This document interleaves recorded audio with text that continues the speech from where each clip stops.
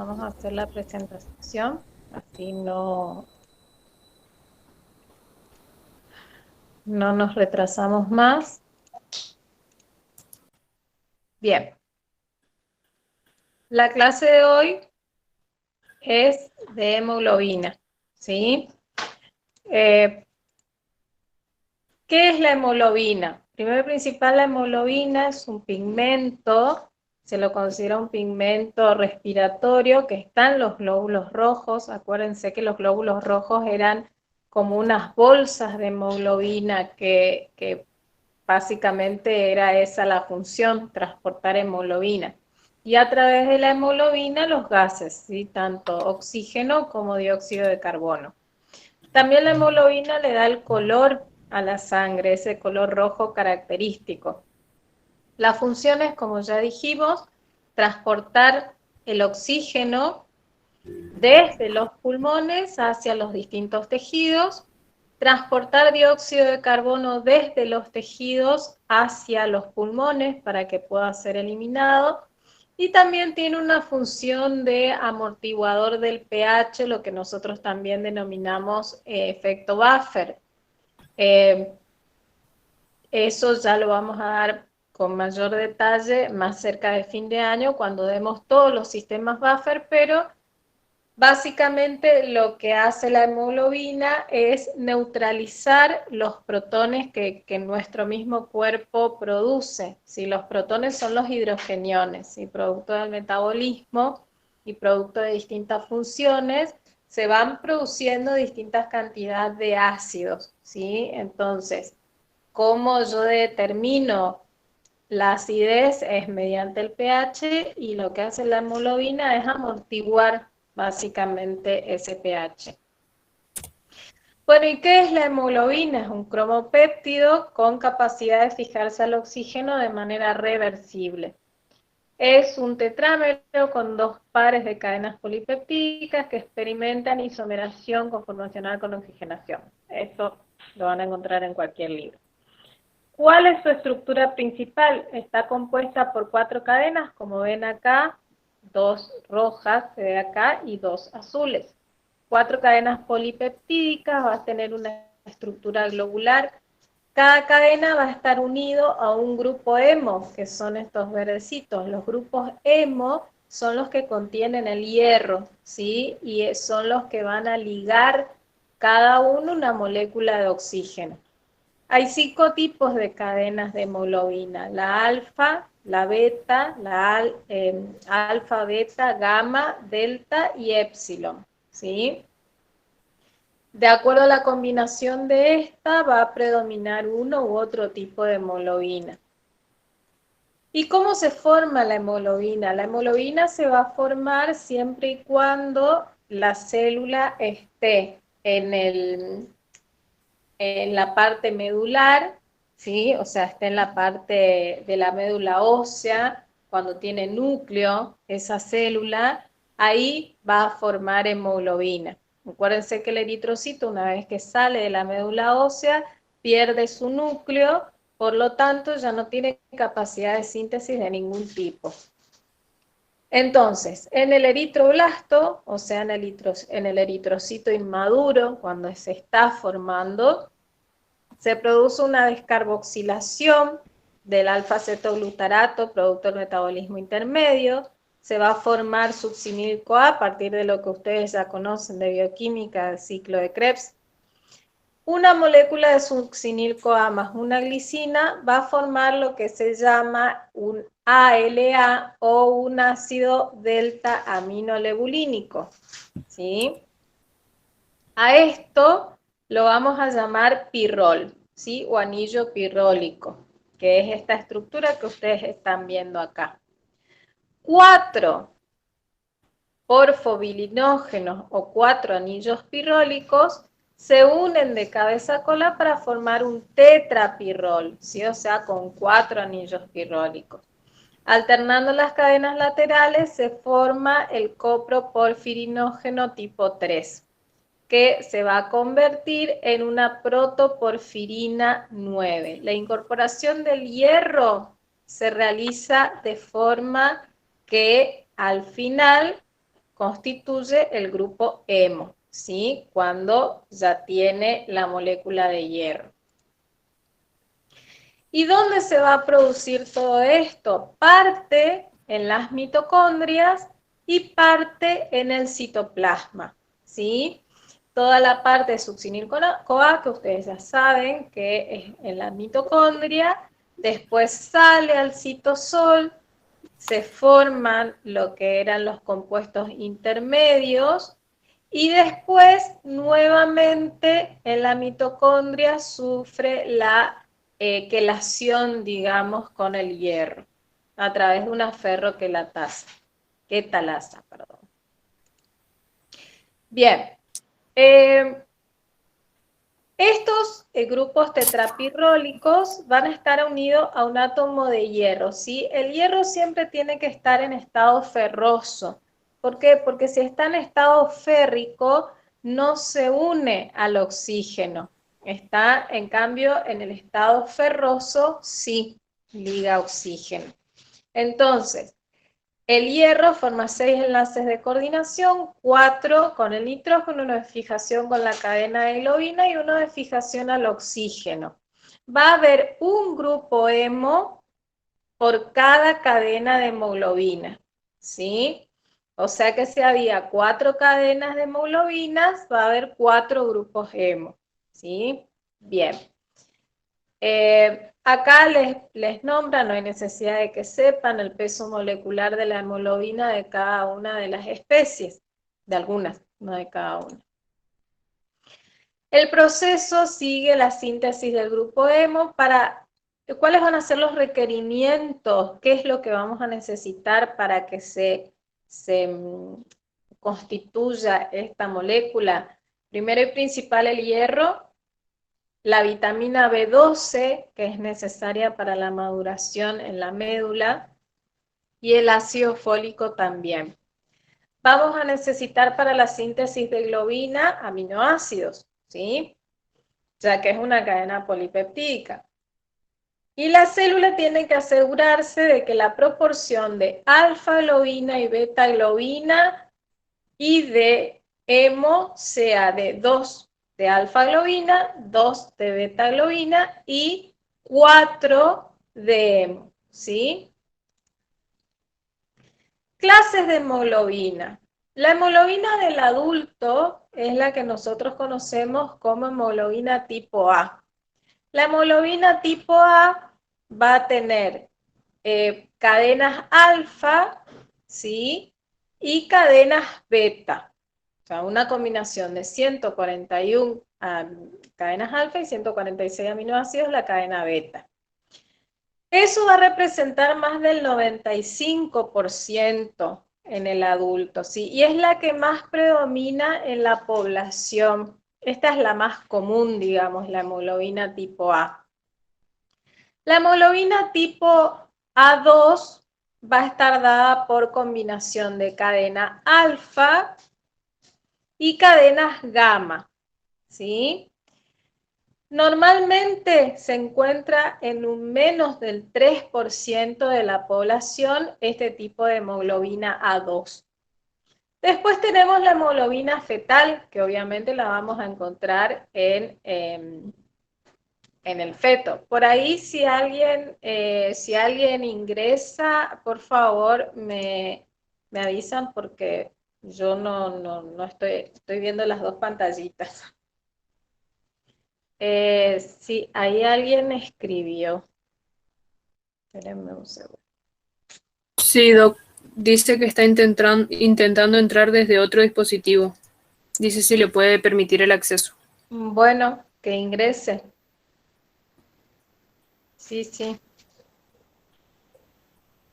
Que intente ya, entonces la admito y después sigo. Ahí le Como espero. no tiene sonido mi compu, no sé si alguien intenta entrar.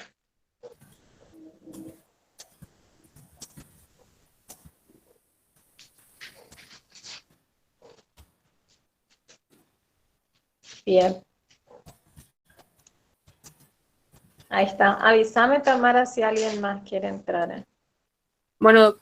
Sigo entonces. Bueno, la fetal, como ya dijimos, está en el feto, tiene una combinación de cadenas alfa y cadenas, esto es alfa, beta, gamma, delta, ¿sí?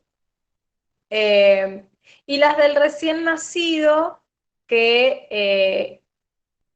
perdón,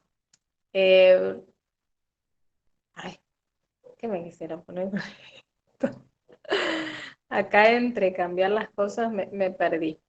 La hemoglobina fetal es una mezcla de estas dos, ¿sí? Que no está en el adulto, mayor a un 76, perdón, es mayor a un 75% esta hemoglobina en el feto y menos del 2,5% puede llegar a existir en el adulto esta hemoglobina fetal, ¿sí?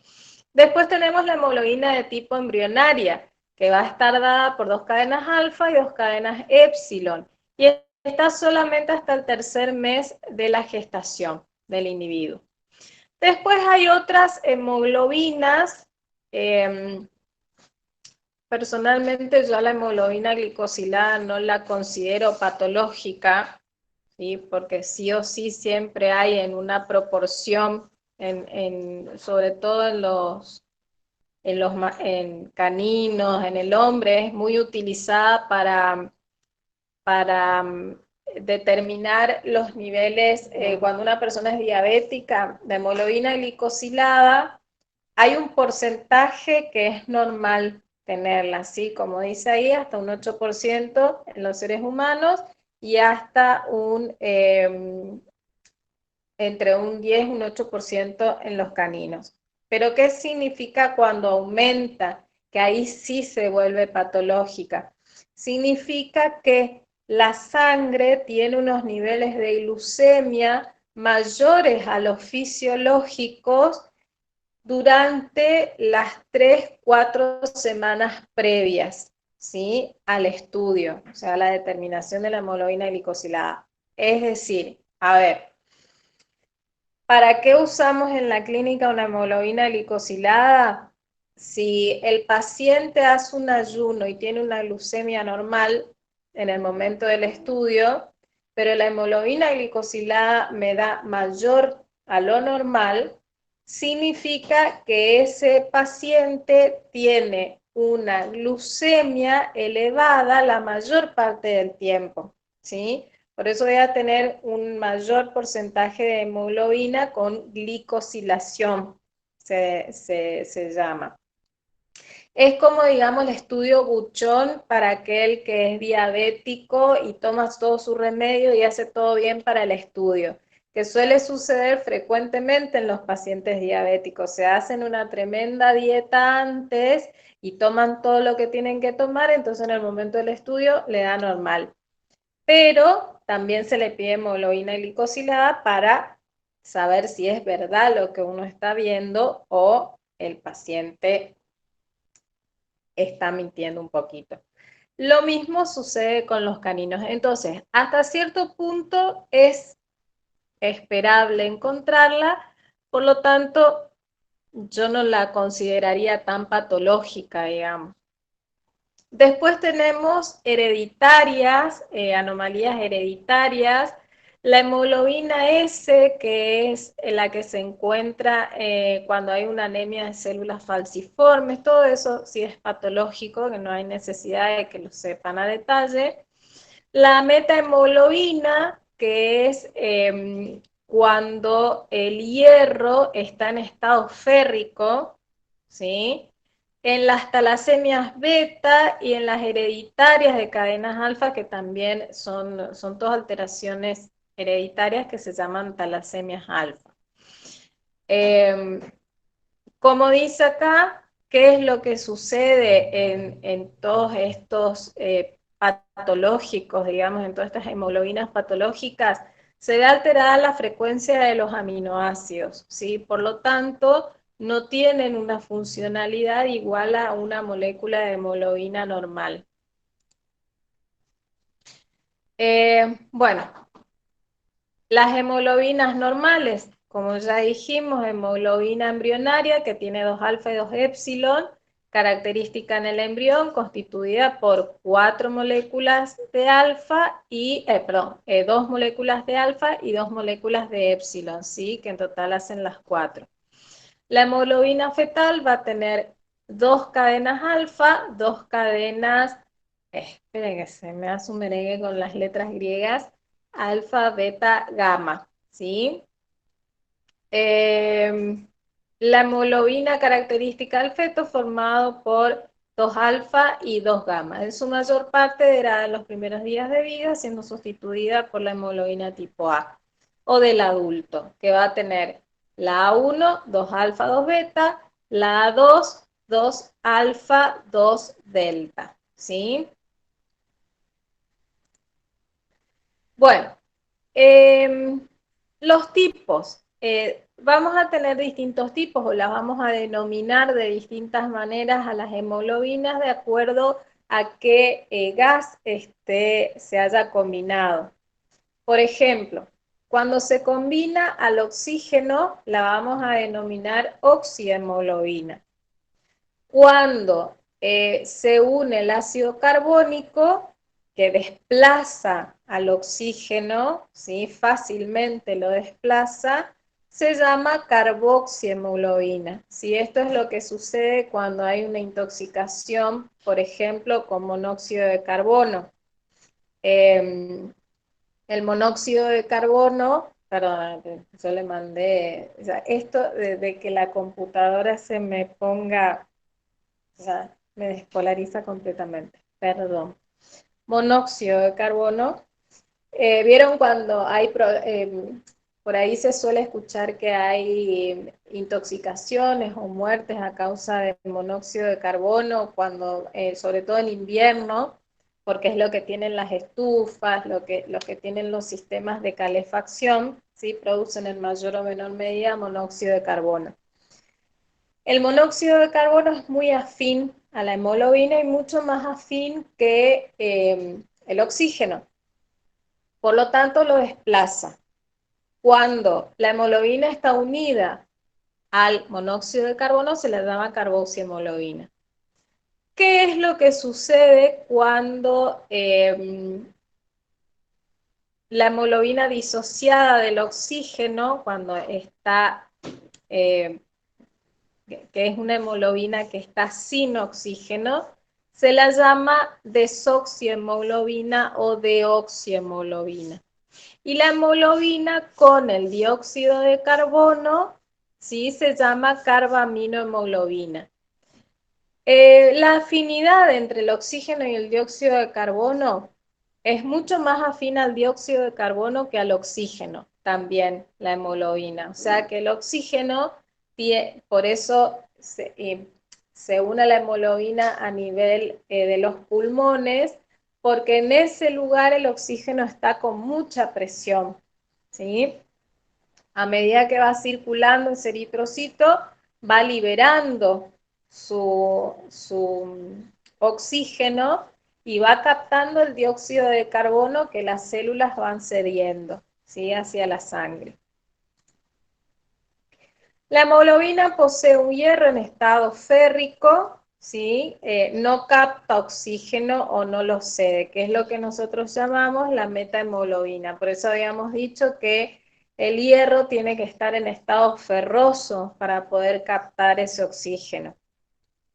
Y acá lo que hablábamos previamente de la hemoglobina glicosilada o hemoglobina glicada, que es el proceso espontáneo y pasivo, ¿sí? Que se da su análisis, revela el nivel promedio de glucosa en sangre en las últimas 6 a 8 semanas, ¿sí? O sea que es a qué niveles de glucemia estuvo expuesto ese individuo durante un tiempo previo. Por supuesto que si yo hago como corresponde el tratamiento de la diabetes, esa hemoglobina glicosilada va bajando progresivamente, pero tarda en bajar porque es irreversible la glicosilación. Entonces, va a ir bajando ese porcentaje de hemoglobina glicosilada en la medida que se vayan liberando nuevos glóbulos rojos, ¿sí? Por eso es que tarda tanto en normalizarse una hemoglobina glicosilada. Tarda un poco más de 120 días, que es lo que tarda, lo que dura un glóbulo rojo, ¿sí? Pero acuérdense que no todos los glóbulos rojos mueren al mismo tiempo, se van renovando de manera progresiva. Entonces ese porcentaje de hemoglobina glicosilada va a ir disminuyendo lentamente, pero posterior a los 120 días de haberme hecho el análisis de hemoglobina glicosilada.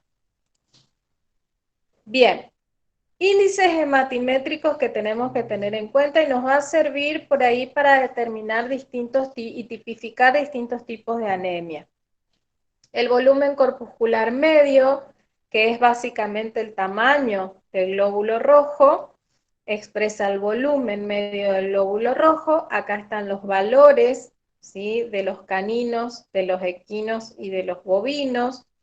Y la fórmula para sacar este volumen corpuscular medio es el hematocrito, lo multiplicamos por 10 y dividimos por la cantidad de glóbulos rojos, ¿sí? Que acuérdense que eran millones por milímetro cúbico. ¿Cómo se expresa este volumen corpuscular medio? Puede ser en micras cúbicas o en femtolitros. Generalmente, cuando uno manda a hacer unos análisis en un laboratorio humana, le devuelven en femtolitros, ¿sí? La hemoglobina corpuscular media, que es la cantidad de hemoglobina contenida en un glóbulo rojo, acá tienen los valores, se expresa en picogramos, ¿sí?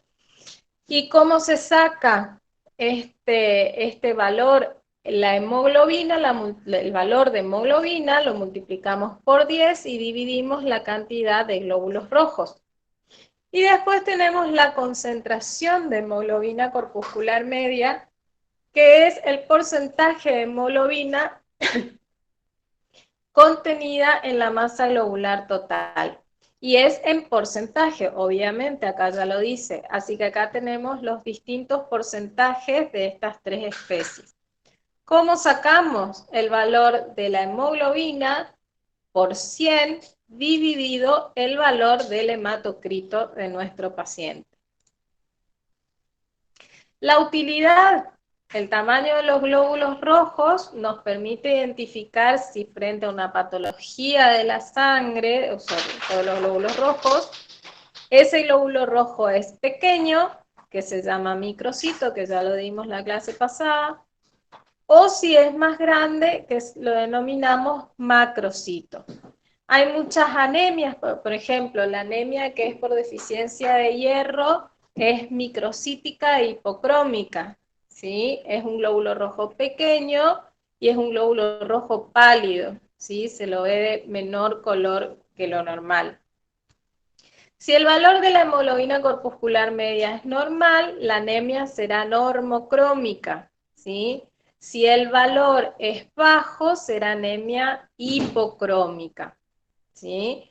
Obviamente que, como les decía anteriormente, cuando es por deficiencia de hierro, o sea, también se las denomina ferropénicas, al no haber hierro no hay síntesis de hemoglobina, ¿sí? Entonces, ¿qué es lo que sucede? Va a haber la hemoglobina corpuscular media me va a dar baja, ¿sí? Y a la vez voy a tener glóbulos rojos pequeños, por eso es microcítica e hipocrómica. Bueno, ¿alguna duda sobre esto?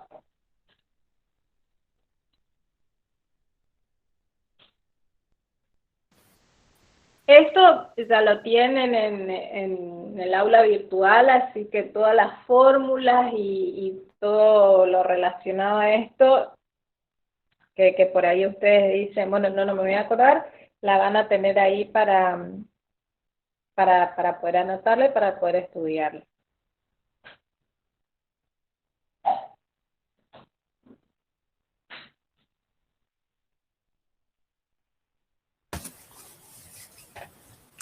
¿Ninguna pregunta? Parece que no. Estuvo muy claro, parece. Si no hay ninguna pregunta, voy a tratar de arreglar esto, que te juro, se me cae medio mundo si no me dan en la computadora.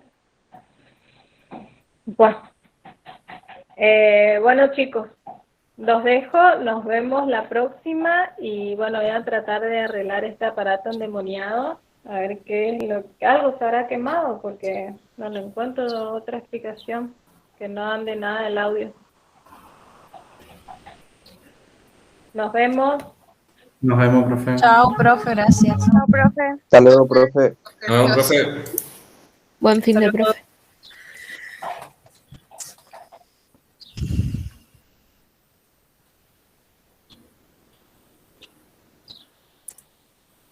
Bien. Antes de empezar, quería avisarle a los que pusieron presente en el chat que ya les coloqué el presente, así que para que estén tranquilos. Ahora voy a compartir pantalla.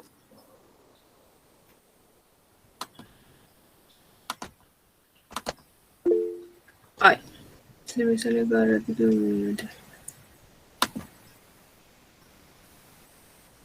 Bueno, Elías, igual estás presente.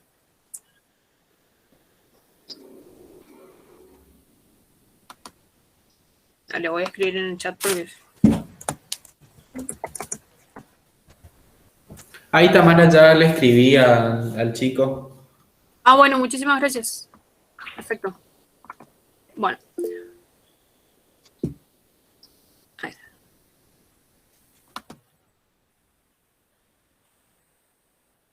Bien. Bueno, hoy vamos a dar tema de grupos sanguíneos. Si me deja compartir. Ahí están viendo el power. Sí, se ve. Sí, se ve. Sí, Bien. se ve. Sí, Sí. ahí se ve. Voy a explicar lo más conciso posible. Cualquier cosa que no entiendan me paran y les explico de nuevo porque parece un tema fácil, pero si no lo agarran a la primera, después se le complica al momento de las pruebas para poder entender después los resultados de las pruebas. Vamos a ver el tema de los grupos sanguíneos. Dentro de eso vamos a ver cómo determinar a qué grupo sanguíneo pertenece un organismo y también vamos a ver cómo determinar la compatibilidad entre la sangre de un donador y la sangre de un receptor. Para ello debemos saber que los eritrocitos en su superficie van a contener antígenos y estos antígenos van a estar determinados por los genes del individuo y por ende estos van a ser diferentes en cada organismo. A su vez, en el plasma vamos a encontrar anticuerpos. Estos anticuerpos van a reaccionar con antígenos diferentes a los que tiene el organismo. Es decir, yo tengo un glóbulo rojo con un antígeno A y en mi plasma voy a contener anticuerpos que van a reaccionar con antígenos de cualquier otro tipo de sangre, pero no con la A. Va a reaccionar con la B, con la C, con el que a ustedes se les ocurra para poner de ejemplo, pero nunca con el A. Tal es así, bueno, en las distintas especies de animales tenemos muchísimos grupos sanguíneos. Para darle ejemplo, en el perro hay 8 grupos sanguíneos. Y los grupos sanguíneos del perro no son los mismos que los grupos sanguíneos de los del gato y mucho menos que los de un equino. Entonces, para hacerlo de una manera más didáctica y que ustedes comprendan lo que es la base y cómo hacer el procedimiento de las pruebas y que después simplemente traspolen esos conocimientos a lo que son los grupos sanguíneos de los animales, optamos por explicar todo el procedimiento con el sistema ABO, que es característico de los seres humanos. Entonces, nosotros vamos a tener 4 grupos. El grupo A va a contener eritrocitos que en su superficie van a contener antígenos A. Pero en el plasma, este individuo va a contener anticuerpos anti-B.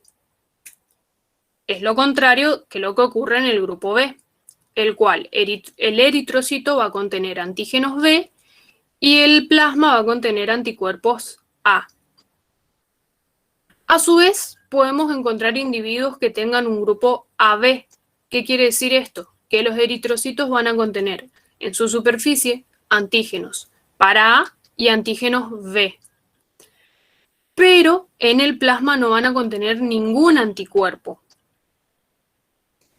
Por ello, a estos individuos se los denomina receptores universales, porque ellos pueden recibir sangre de cualquier otro grupo de sanguíneo y no van a reaccionar porque no posee anticuerpos en su plasma sanguíneo.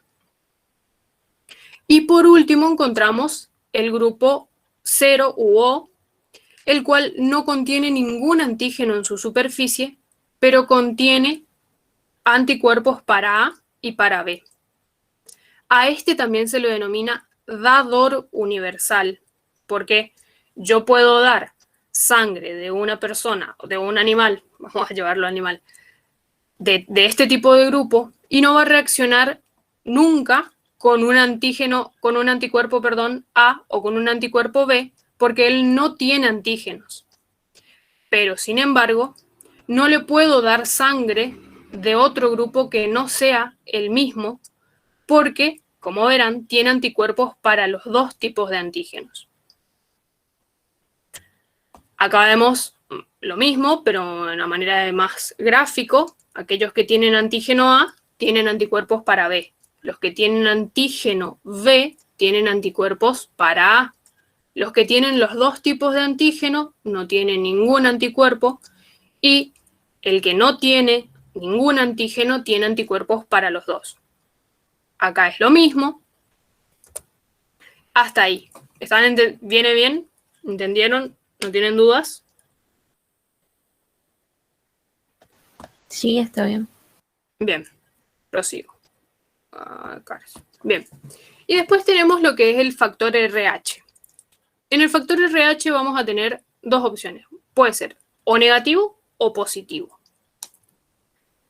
Naturalmente, aquel individuo que posea un factor RH negativo no posee anticuerpos para el factor RH. Entonces, si yo tengo un individuo que no tiene anticuerpos para el factor RH y lo confronto con la sangre de otro individuo que tiene el factor RH, en una primera instancia no va a suceder nada. Pero ¿qué pasa? Al confrontarlos, este individuo que era negativo comienza a generar anticuerpos.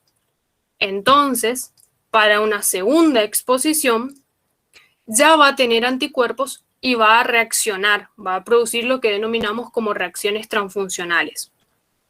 Y es lo que muchas veces sucede, es muy común en la especie equina, en la enfermedad a la que denominamos eritroblastosis fetal, en donde la madre es negativa, pero el embrión que está gestando es positivo. Entonces, en lo que transcurre la gestación, se va generando esos anticuerpos. Por lo tanto, luego cuando se toma contacto, se expone los anticuerpos de la madre con la sangre del feto, corremos el riesgo de la vida de ambos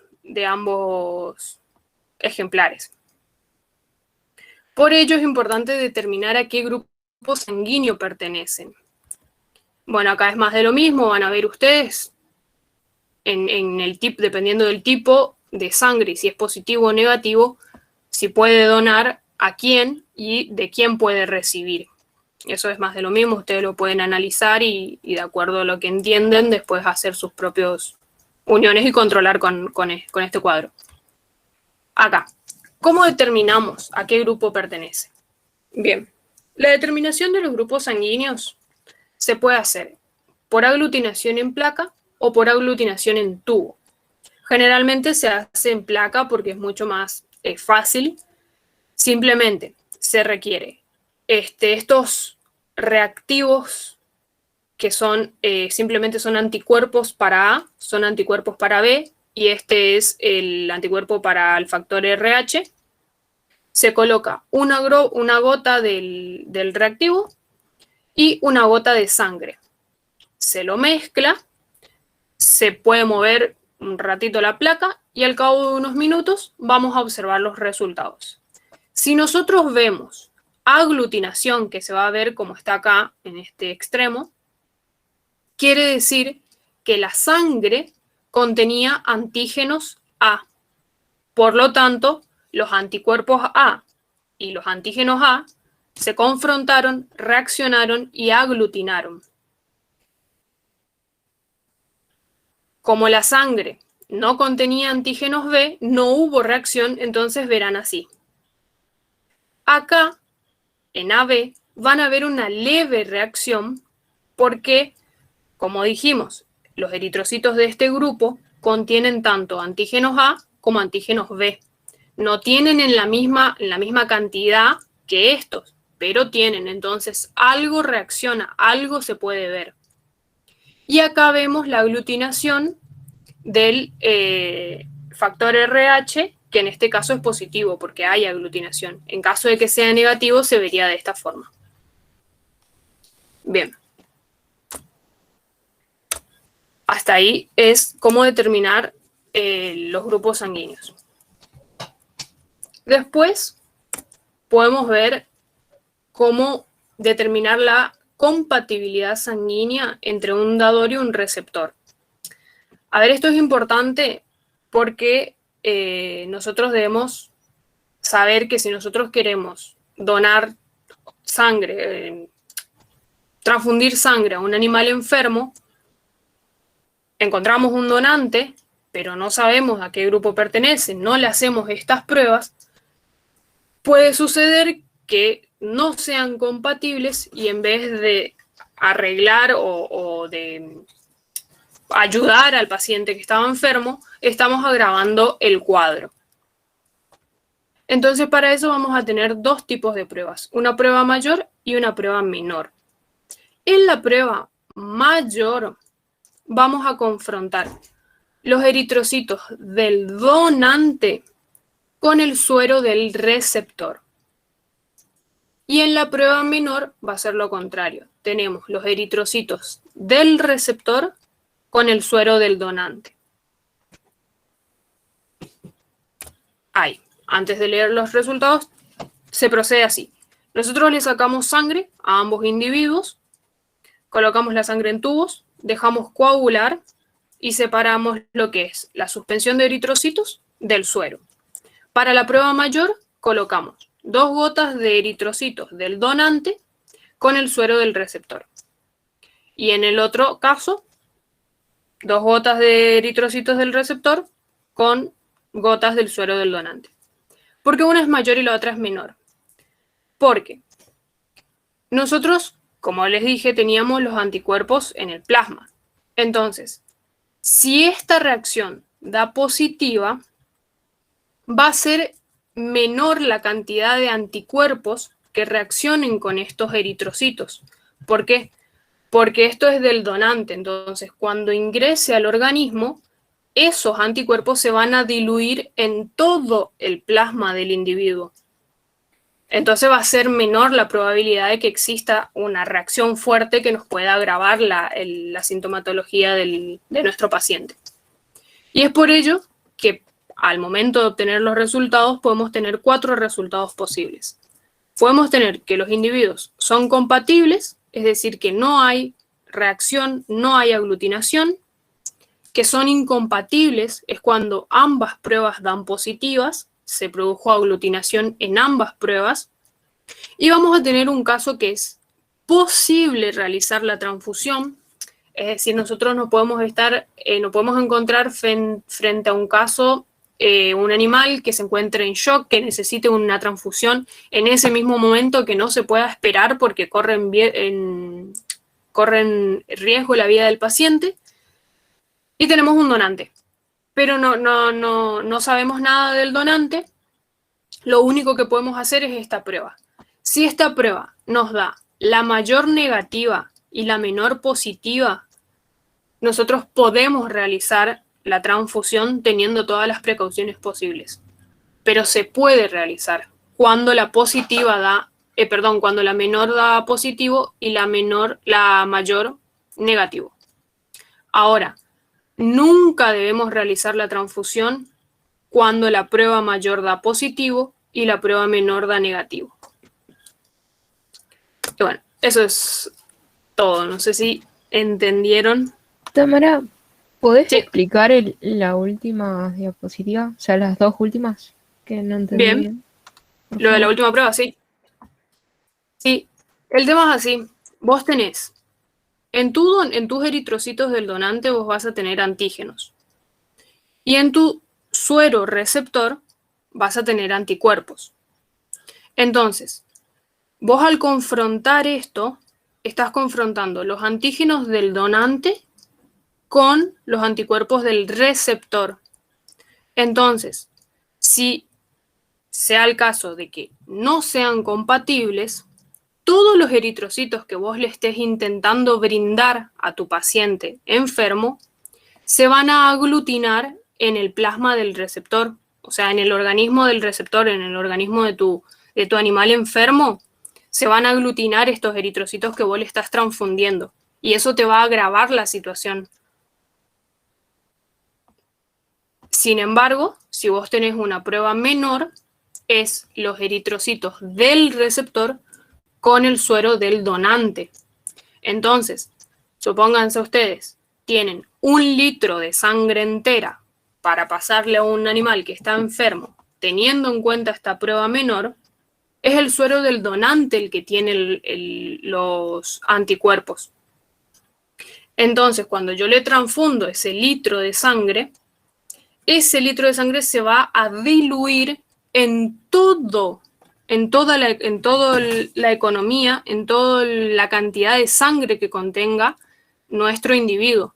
Entonces, menor la reacción. Si bien puede ser que se produzca, que choquen los anticuerpos de este con los antígenos de este, pero va a ser menor porque es menor la cantidad que hay. A diferencia de acá, acá vos tenés toda la sangre del organismo enfermo que confronta con los eritrocitos que vos estás poniendo para intentar solucionar el problema o para intentar ayudar a tu paciente. Y sin embargo acá no. Acá vos tenés los eritrocitos del receptor, que son 1 millón, pero el suero del donante, que es 1 litro. Y encima ese litro se te diluye en todo el plasma que vos ya contenés. Y es por eso que viene esta lógica. Si a vos la prueba mayor te da positiva, no tenés que hacer la transfusión, porque quiere decir que estos eritrocitos aglutinan con este suero. Entonces, no le estás ayudando, lo estás perjudicando. No sé si quedó más claro. Sí, sí. Gracias.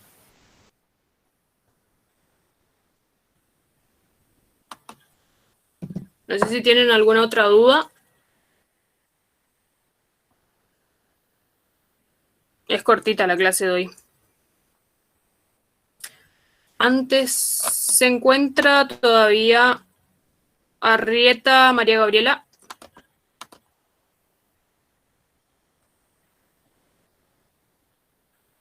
O ya se desconectó.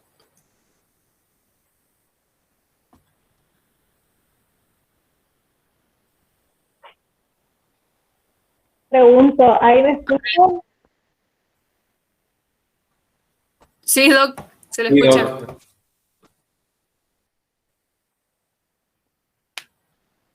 Ahora yo no los escucho a ustedes. ¡Ah!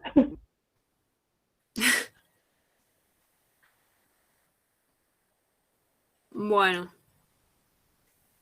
si no tienen más dudas, hasta ahí ha llegado la clase, aparte ya le tomé asistencia. Así que se pueden ir desconectando si quieren.